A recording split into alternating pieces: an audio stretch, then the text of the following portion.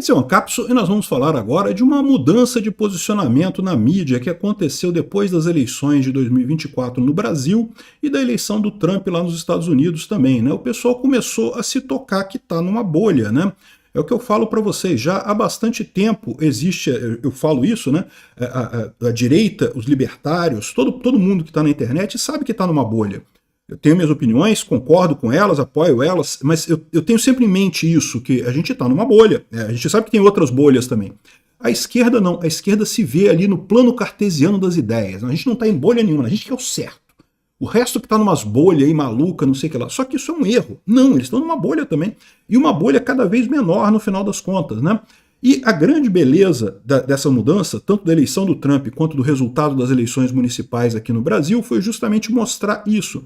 A imprensa, mesmo o pessoal mais esquerdista, começou a perceber que estamos numa bolha mesmo, né? E é curioso ver esse tipo de coisa. Eu já falei para vocês, isso não vai resultar necessariamente em mudanças grandes, pode ao contrário, resultar até em mais repressão, mais autoritarismo e coisa e tal, mas é um primeiro passo, pelo menos eles estão entendendo o problema real é esse, eles simplesmente são uma elite que está totalmente descolada da realidade e que não consegue enxergar nada, né? Esse artigo aqui do Raul Juste Lores explica muito sobre isso, né? Fala que a mídia americana não conhece os grotões do Trump, foi surpreendida pela vitória do Trump. A brasileira é pior ainda, não sabe nem a esquina da própria cidade. Essa notícia foi sugerida por Máximo Poder, School Illuminatus do Peter e várias outras pessoas. Obrigado aí ao pessoal que sugeriu notícias lá no nosso site, visãolibertaria.com. E obrigado a você que está assistindo o nosso vídeo. Se você gosta do nosso conteúdo, por favor, deixe o seu like, se inscreva aqui no canal, né? Pois bem, essa coluna aqui é muito interessante, a coluna muito bem escrita, a coluna dele, falando justamente sobre isso, que lá nos Estados Unidos, a mídia americana esse ano tentou fazer uma cobertura mais ampla, fizeram mais chamadas fora dos grandes centros, procurando realmente entender, né? E lá nos Estados Unidos também é verdade. Quem acompanhou a eleição americana sabe isso. Lá eles têm uma quantidade enorme de detalhes sobre votos de mulheres na região suburbana de Miami, não sei o que lá. Cara, tem dado para tudo que você possa imaginar. É muita informação disponível sobre votos lá nos Estados Unidos, né? Destrinchar toda essa quantidade de informações é muito complicado, né? E mesmo com tudo isso, mesmo com a imprensa americana, com os institutos de pesquisa americanos fazendo um esforço muito grande para entender a situação, acabaram com a mesma falha de subestimar o Trump e superestimar a esquerda, né? É a terceira, quarta, quinta vez que eles fazem isso. Muita gente estava falando, não, que muitos democratas estavam com a expectativa lá nos Estados Unidos que, não, porque os institutos de pesquisa erraram a favor dos democratas por 2 eleições, agora eles vão corrigir, eles devem ter corrigido os algoritmos dele lá, então agora corre o risco até de eles estarem favorecendo o Trump, né? E daí a Câmara vai ganhar e coisa e tal, estava até com essa ideia. E não, o que aconteceu foi que os institutos mais uma vez erraram, né? Chegaram no dia da eleição apostando no empate e não foi empate. Assim, mesmo que o Trump tivesse ganho se o Trump tivesse ganho por um pouquinho, você poderia dizer, não, foi empate, na margem de erro, empate qualquer um pode ganhar, né? Mas não, foi uma lavada do Trump. O Trump ganhou em todos os estados balanço ali, todos os estados pêndulo, né, estados que podem mudar entre republicano e democrata, o Trump ganhou. Então foi uma lavada, literalmente. E os institutos de pesquisa não capturaram esse tipo de coisa, né? E aí, o que ele está colocando aqui nesse artigo, ele fala justamente assim, que imagina se a gente tivesse no Brasil uma cobertura eleitoral com a qualidade da americana. O Brasil é muito pior. Lá nos Estados Unidos, com todo esse interesse, com toda essa informação, com tudo isso que eles fazem, todo esse esforço que a mídia americana fez para sair da própria bolha, para tentar encontrar o eleitor verdadeiro e coisa e tal, eles não conseguiram. Imagina no Brasil, que é muito pior isso, né? O Brasil, o pessoal não sai da conexão São Francisco-Pinheiros, que ele fala aqui, né? Que é o pessoal dos bairros ricos, né? E de fato, a elite aristocrática socialista brasileira, né? Os jornalistas e coisa e tal, esse pessoal todo, é todo mundo isso, é gente rica, tá acostumado com... Acha que política se faz na Vila Mariana. Não, meu amigo, a política se faz na Zona Leste de São Paulo. É ali que está o grosso da população da cidade, né? Fica esse pessoal achando, não, que Boulos vai ganhar, pô, Boulos muito melhor do que o Nunes, porra, não tem nenhuma lógica, não sei o que lá e coisa e tal, e quebraram a cara na eleição de 2024, né? E com o Trump o fenômeno foi muito parecido. Então, em última análise, o que ele está criticando aqui, o que ele está falando, a crítica dele nessa história aqui, é justamente... Ele critica também a mídia, o empresariado e coisa e tal, mas o grosso da crítica dele é esse. A esquerda está numa bolha, os jornalistas estão numa bolha. E estão, a verdade é essa, hoje em dia todo mundo está em bolha, né? E particularmente os jornais da mídia tradicional, né, o Globo, o Folha, etc., estão em bolhas muito fechadas e muito esquerdistas porque foi isso que restou para eles. Ninguém mais da população normal assiste essas coisas ou compra jornal simplesmente porque não vale o preço, né? O jornal já foi uma coisa essencial no passado, mas hoje em dia você tem notícia de graça na internet. Para que você vai pagar jornal? Não faz mais sentido pagar jornal, né? E com poucas exceções, né? A menos que a pessoa tenha realmente um interesse, tenha uma necessidade para isso, né? E da mesma forma, o que sobrou foi essa elite que já se alinha em termos de ideias com o Globo. O Globo, a Folha de São Paulo, o UOL e coisa e tal, virou mais um canal como o meu. Meu canal assistem as pessoas que têm uma visão de mundo parecida com a minha, né, que concordam, não precisa concordar 100% com o que eu falo, evidentemente, ninguém concorda 100% com o que ninguém fala, mas tem uma visão parecida, né, e é a mesma coisa, o UOL é assistido principalmente por quem? Por pessoas que têm também uma visão similar, né, mesma coisa para a Folha de São Paulo, coisa e tal, então tá todo mundo gerando essas bolhas, pelo menos o pessoal tá ciente disso, tá vendo? Olha só, a nossa bolha não é o país, e eu acho importante eles verem isso, por quê? Porque eles têm que se tocar que esse ódio que eles nutrem pelo Bolsonaro, por exemplo, essa vontade que eles têm de que Bolsonaro seja deixado para trás, para o lixo da história, é algo que está na bolha deles. Não é algo que está universalmente na população brasileira e tem inclusive estudos que mostram isso. Mais da metade da população brasileira acha que o STF está exagerando com os casos das pessoas lá do dia 8 de janeiro. Mesmo que ninguém queira golpe, ninguém queria golpe, né? Aquilo lá foi um erro. Não tenha dúvida nenhuma que foi um erro enorme o 8 de janeiro. Mas as penas que foram usadas ali, claramente está sendo exagerado aquilo ali. E com Bolsonaro a mesma coisa. Eles não têm nada contra Bolsonaro, né? Importunação de baleia, falsificação de cartão de vacina, umas coisas que, caramba, compara isso com o triplex do Guarujá do Lula, corrupção que quebrou o país, a gente quebrou, eu fiquei pobre em 2014 por conta da corrupção do Lula, ou seja, isso é uma coisa palpável, você sente, afetou a vida de todo mundo. Em que me afetou o fato do Bolsonaro ter falsificado o cartão de vacina dele? Eu não tô nem aí para isso, quem se importa com esse tipo de coisa, né? O Lula não, o Lula é um ladrão, o Lula afetou a minha vida, o Lula prejudicou a minha vida com as corrupções dele lá na Petrobras, com a forma absolutamente irresponsável de governar o país. Ele está fazendo de novo agora, está fazendo de novo nesse momento, né? Infelizmente, não tem nada que a gente possa fazer. Enfim, mas aqui o pessoal começou a sair da bolha aqui. Até o Joel Pinheiro reconhece que o artigo do Bolsonaro e a vitória do Trump refletem o espírito do nosso tempo. Ele continua achando que Bolsonaro é um absurdo, como o Bolsonaro ousa falar sobre democracia e coisa e tal. De novo, essa história de que Bolsonaro deu golpe, meus amigos, tá na bolha de vocês, é só na bolha de vocês. Ninguém viu golpe nenhum de Bolsonaro, porque não teve. Cadê golpe? Desde quando minuta que supostamente seria assinada, isso é golpe? Aonde que isso é golpe? Enfim, o pessoal tem essa ânsia de querer afastar Bolsonaro da vida política, mas ele próprio concorda aqui que finalmente a política ouve o cidadão comum que é de direita, contrariando décadas de discurso da mídia e das elites culturais. É aquilo que eu falo para vocês. O povo brasileiro sempre foi de direita, sempre foi conservador, sempre foi religioso. A questão toda é que a gente vivia um bombardeio de ideias progressistas da mídia tradicional, que era a única mídia que existia.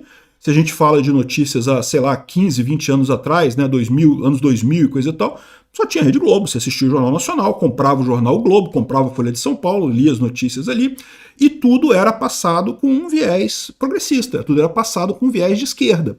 A gente não percebia, por quê? Porque você não tinha padrão de comparação, todos os jornais eram muito parecidos, ao contrário dos Estados Unidos, que sempre teve algumas emissoras mais à direita, outras mais à esquerda. Aqui no Brasil não, era todo mundo à esquerda, não tinha ninguém que ousasse falar alguma coisa que não fosse o mais extremo esquerdismo. Quando começou a internet, começou a ter outros meios de comunicação, as pessoas se libertaram disso daqui.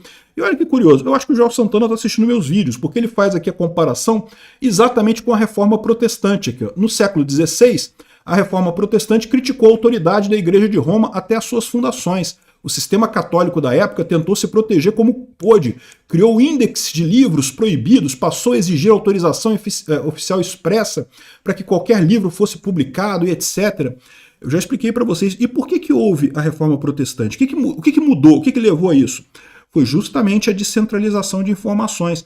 Até o século XVI, século XV, né? Os livros eram pouquíssimos, porque os livros eram copiados à mão. Então era assim, era raríssimo. Você ter um livro custava uma fortuna, né? Você ter um livro é uma coisa fantástica. Então, como é que as pessoas tinham a informação da religião? Pelo padre. Era o padre que falava, só tinha aquele caminho de informação ali, o padre falando para ele sobre o que era a Bíblia. Mas ninguém tinha uma Bíblia para ler e ver o que estava escrito na Bíblia realmente, né? E aí o que aconteceu lá em 1600 e alguma coisa? Teve justamente a prensa do Gutenberg, que começou a popularizar os livros, começou a haver mais livros, começou a haver várias edições da Bíblia, que você podia você mesmo ler a Bíblia, não precisava mais confiar no que o padre estava dizendo, né? E num primeiro momento, isso acabou com o poder da igreja. A igreja diminuiu muito de poder. Antes a igreja ganhava dinheiro com isso, vendendo indulgência, né? Aí o Martim Lutero pegou lá a Bíblia e falou, peraí, onde é que está esse papo de indulgência aqui na Bíblia? Não tem lugar nenhum esse papo de indulgência aqui, né? E aí começou a desmontar essas coisas que eram esquemas de ganhar dinheiro. Indulgência, para quem não sabe, era um mecanismo que pessoas ricas podiam pagar para ter o perdão de pecados. Então, se você está preocupado que você cometeu um pecado, hoje em dia você reza não sei quantas Ave Marias, não sei quantos Pai Nossos para se redimir do seu pecado. Na época, uma opção que você tinha era dar um dinheiro para a igreja, né? E as pessoas ricas faziam isso. E aí o Martim Lutero falou, peraí, não tem nada disso aqui, né? Enfim, repara, informação descentralizada tira poder de estruturas hierárquicas. É exatamente o que a gente viu naquela época, a gente está vendo de novo agora. E não foi só da igreja não, tá? Do próprio governo também. Não é à toa que depois você teve a Revolução Inglesa, teve a Revolução Francesa, teve várias revoluções depois. Por quê? Mais uma vez, o governo passou a ter que competir com informações que chegavam de outros caminhos. Né? Livros, panfletos, jornais e coisa e tal que o pessoal começou a publicar, e eles não tinham mais a homogeneidade na entrega da informação. O que está acontecendo agora, de novo, é a mesma coisa, o mesmo fenômeno. Vai tirar mais poder ainda de informações, de estruturas hierárquicas. O Estado está se segurando, não que tem que proibir livro, tem que queimar livro, segundo o Flávio Dino, não sei o que lá. E esse exemplo aqui, eu já falei várias vezes, né? E é o que a gente está vivendo agora. É um paralelo com o que a gente está vivendo agora de novo, né?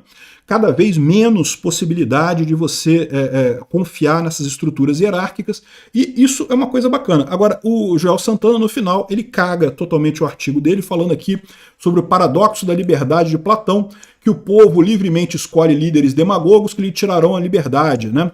E não, meu amigo, a ideia toda é a seguinte, a questão é que o povo não precisa de líderes. Os líderes têm que ser mais locais, têm que ser menos descentralizados. A ideia idiota, tanto do Platão quanto de agora, é a necessidade de líderes grandões, de ter um presidente que manda em todo mundo. Isso é que está errado. Eu já falei, a gente tem que ter o anarcocapitalismo, tem que ter aqui estados em competição, em livre mercado. Cada um escolhe para qual estado que vai pagar o imposto e que vai exigir a segurança, saúde, educação, sei lá o que o seu estado provê para você, né? Então é isso que tem que fazer. A questão não é que o paradoxo da liberdade, se der liberdade demais para o povo, vão escolher pessoas ruins. Repara como é que esse pessoal está indo para o lado do autoritarismo, já estão dando uma dica, temos que fazer um golpe aqui, porque a gente que sabe o que está certo, o povo se deixar vão escolher Bolsonaro, não pode, não pode. Então, eles querem ir para o autoritarismo aqui, é o que eu estou falando para vocês. A ideia correta de ver isso é o povo não quer líderes centralizados, não quer esse tipo de coisa, quer lideranças locais, que é menos centralização de poderes no final das contas, né? E paradoxo de Platão é papo de autoritário, é papo de ditador, né? E bom, e até a BBC já começa a falar aqui sobre os caminhos para anistiar Bolsonaro, o que pode acontecer, não sei o que lá. Tem 3 planos aqui, ele fala da possibilidade do STF reverter a decisão do TSE, fala sobre a possibilidade do Congresso passar uma lei que muda a ficha limpa e daí tornaria Bolsonaro elegível, e fala também sobre a possibilidade de uma anistia, né, assinada pelo Congresso. Tem a terceira possibilidade, a quarta possibilidade no caso, que eu já falei para vocês, que é o TSE aceitar a candidatura sub júdice do Bolsonaro. Isso é uma outra possibilidade também. São 4 possibilidades. Agora, eu concordo com a visão deles aqui de que o STF é a pedra no sapato, né? Ou seja, na visão dos esquerdistas aqui, nada disso adianta porque o STF pode barrar tudo isso daí. Então não tem problema, Bolsonaro vai estar inelegível. E eu digo para você que eu não tenho tanta certeza assim não. Como eu falo para vocês, o STF é muito de esquerda agora, tá muito de esquerda agora, tá. Mas o STF, a elite aristocrática socialista de Brasília, está mais preocupada em ganhar dinheiro do que em ideologia de esquerda ou de direita, ou o que quer que seja. Da mesma forma, eles não gostam do Lula também não. Da mesma forma que eles voltaram atrás para permitir o Lula ser candidato em 2022, eles podem voltar atrás e permitir Bolsonaro ser candidato em 2026 pelos exatos mesmos motivos. Porque há uma demanda por isso. A elite percebe que está perdendo dinheiro se não for Bolsonaro. A população quer isso, a população quer ir para a direita, quer esse tipo de coisa. Bolsonaro, bem ou mal, é a direita conhecida. Ele já esteve no poder. Deu golpe? Não, não teve golpe nenhum do Bolsonaro. Cadê golpe do Bolsonaro? E fora isso, se não for o Bolsonaro, vai ter outro líder da direita. Será que vai ser tão bem comportado quanto o Bolsonaro? Eu não sei não. Eu diria que a chance do Bolsonaro voltar a ser elegível e ganhar a eleição de 2026 é muito grande. Obrigado por assistir o vídeo até o final. Além de curtir, compartilhar e se inscrever no canal, considere se tornar patrocinador com valores a partir de R$ 1,99. Clique no botão Seja Membro abaixo para saber as condições e vantagens de patrocinar o canal. Mais informações sobre o nosso projeto, visite nossos sites indicados na tela.